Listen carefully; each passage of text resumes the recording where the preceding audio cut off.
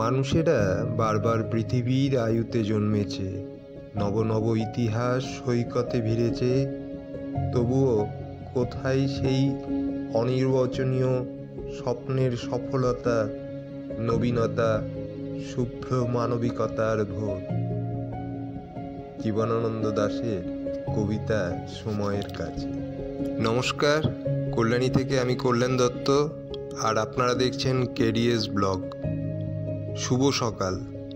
শীতের মরশুমের শেষ লগ্নে আজ বেরিয়ে পড়েছিলাম কামারপুকুর ও জয়রামবাটির উদ্দেশ্যে। যাত্রাপথ ছিল এরকম: সকাল 5টা 40-এ শান্তিপুর লোকাল ধরে নৈহাটি 6টা 18 ট্রেনে ব্যান্ডেল পৌঁছালাম এবং 6টা 50-এ ব্যান্ডেল হাওড়া লোকাল ধরে সারাফুলি।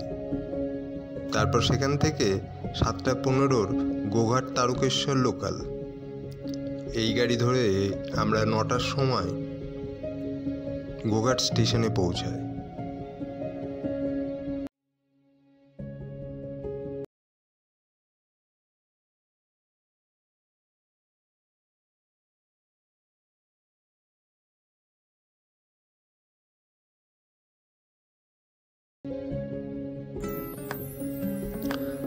এই পথে আগে কখনো আসা হয়নি আমার, তাই জানতাম না পথের দুপাশের এই মনোরম শোভা কতটা মনোমুগ্ধকর। সবুজ আর সবুজ, যত দূর অবধি চোখ যায় শুধু সবুজে ছাওয়া। শুনেছি এখানে আলুর খুব চাষ হয়। চাষিরা এই সকালের মিঠে রোদ্দুরে গায়ে লাগিয়ে কাজ করছেন। এবার সজনে ফুলও অনেক হয়েছে বাজারে, এবার হয়তো ডাঁটার দাম একটু সস্তা হবে। ট্রেনে করে যেতে যেতে দেখছি আর ভাবছি কত, তাই এখানে চাষবাস খুব ভালো হয়। শুনেছি এটা দামোদর নদীর অববাহিকা অঞ্চল, তাই এখানে চাষবাস খুব ভালো হয়।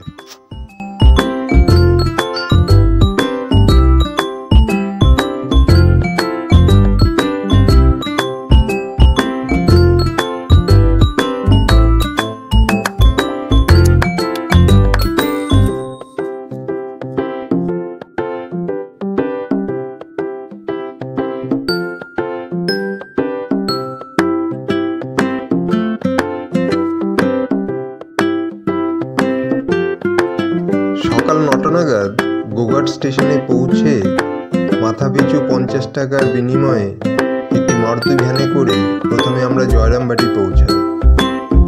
সেখানে প্রথমে চপ বেগুনি সহযোগে কচুরি ব্রেকফাস্ট করি। এরপর আমরা মায়ের বাড়ি প্রবেশ করি। তবে সেখানে একটা অসুবিধা ছিল। অসুবিধাটা হলো এইরকম: মোবাইল ফটো তোলার উপরে কঠোর নিষেধাজ্ঞা রয়েছিল সেখানে।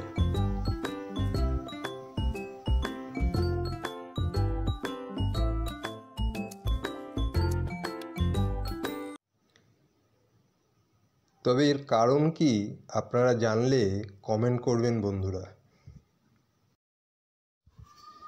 তারপর জয়রামবাটিতে কিছুক্ষণ ঘোরাফেরা করার পরে আমরা কামারপুকুর ঠাকুরবাড়ি আসলাম 10 টাকার বিনিময়ে লোকাল বাসে করে। মন্দিরে ঢোকার আগে এখানে অনেকগুলি সাদা বোঁদের দোকান আছে, 120-140 টাকা কেজি প্রতি। এছাড়াও নানান মিষ্টিও আছে। ফেরার পথে এখানেই আমরা মিষ্টি খেয়েছিলাম। খুব একটা ভালো লাগেনি, ওই কাজ চলে যায় আর কি। ঠাকুরবাড়িতেও ফটো তোলায় বিধিনিষেধ আছে, তাই ফটো তুলতে পারিনি। ঠাকুরের মন্দির, মাটির বাড়ি, ঠাকুরের লাগানো আম গাছ দেখার পর মন্দিরের সামনে লাহাদের ঘাটে এসে কিছুক্ষণ বসি। ঠান্ডা হয়ে গেল সারা শরীর। এখানেই মা এবং ঠাকুর চান করতেন। এখানকার প্রসাদ খাওয়ার ইচ্ছাও ত্যাগ করে এরপর বেলা 12টা নাগাদ বাসে করে বিষ্ণুপুর যাত্রা করি। কামারপুকুর থেকে বিষ্ণুপুর বাস ভাড়া 60 টাকা জনপ্রতি।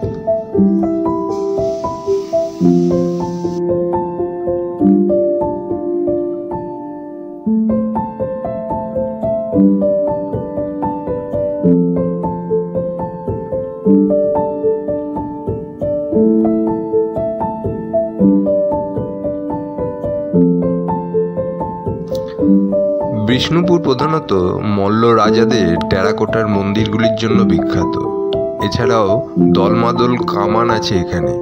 শুনেছি অতীতে জগন্নাথ কর্মকার এই রকম একই ধরনের কামান 3টি তৈরি করেছিলেন। একটি এখানে আছে, দ্বিতীয়টি মুর্শিদাবাদে, আর তৃতীয়টি ঢাকায় আছে। বাঁকুড়া জেলার বিষ্ণুপুর মাটির ঘোড়ার জন্য বিখ্যাত।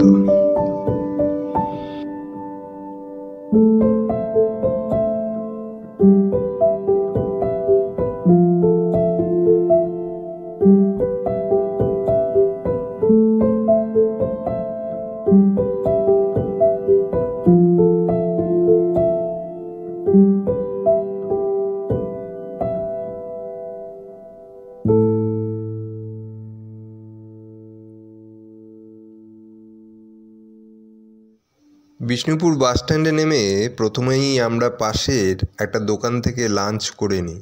দাম বেশ সস্তায়। খাওয়া দাওয়া শেষ করে একটা টোটো বুক করে নিই। 250 টাকার বিনিময়ে আমরা 12টি স্পট দেখতে পাবো। এরপর আমরা সেই স্পটগুলো দেখতে গেলাম। প্রথমেই আসলো রাসমঞ্চ।